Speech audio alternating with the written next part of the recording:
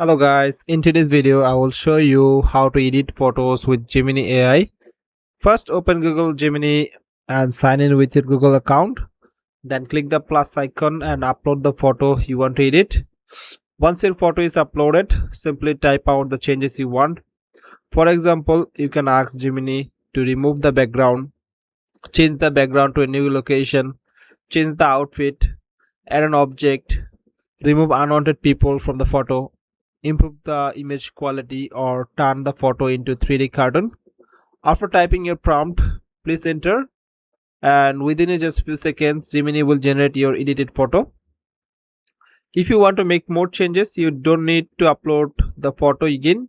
Just keep chatting with Gemini. You can ask it to improve the lighting, change color, add effects, or make additional edits. Once you're happy with the result, download the final photo. You can then use it for YouTube thumbnail, social media, presentation, or any other project. That's how easy it is to edit photos with Gemini AI. If you enjoyed this video, give a like and subscribe to the channel. And I will see you in the next one.